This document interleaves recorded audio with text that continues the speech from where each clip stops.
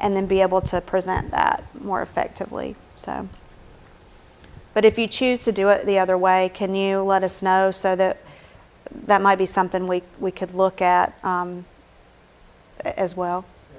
Okay. All right, any other questions? Okay, so this is our last training session, so that we'll have together as a group, unless people just have a lot of questions, and then maybe we just need to have an impromptu meeting just to clarify.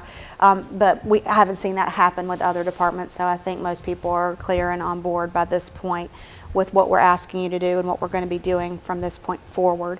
If you have questions, though, please don't hesitate to contact me. You can call me, email me. I'm in Condor upstairs. I call it the tower. So my office, I think, is the only one upstairs, but I'm available to you. Charles is available to you as well. We want to make this as seamless and as painless as possible. I know a lot of people seem to have some apprehension going into it, but don't. It's not as bad as it sounds. You can talk to people who've already done it.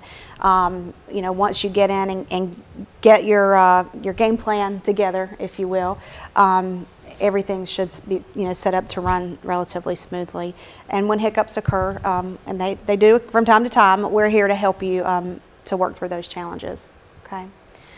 So, but thank you for coming. You have a short survey to fill out for today. If you don't mind taking a minute to do that. I have one last thing. Sure. Just kind of came to me. In the targeted classes, we're looking for within Bio 111 being similar.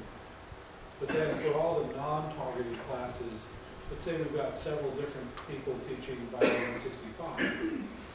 Theirs doesn't need to be as coordinated. No, because we're not pulling direct data from those classes.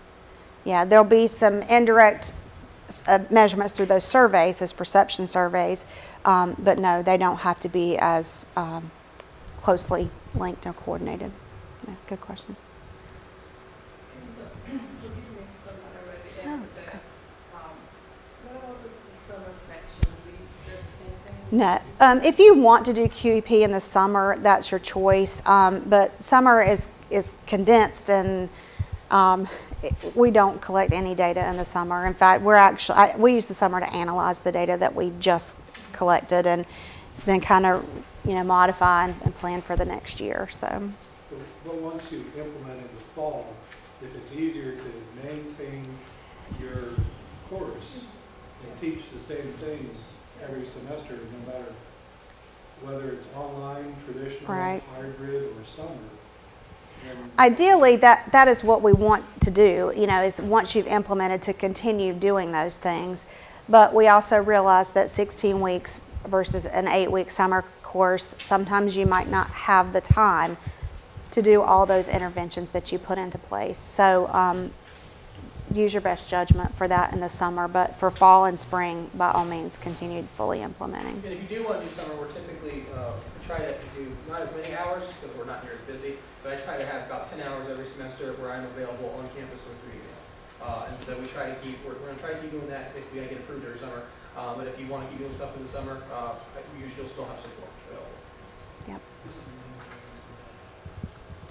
One other thing I do want to add too in terms of the OWCC is that many faculty have put into their rubrics where students get points for going.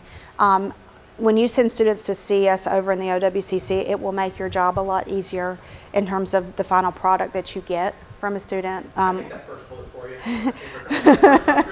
I'm like, this is a good start. Now let's go to the next step, and you don't got to worry about that first. Right, and then the same thing on the oral presentation too. When they have an opportunity to practice a couple of times, even though you might tell them in your class, practice, practice, practice, we know they don't always follow through with our advice every time, right?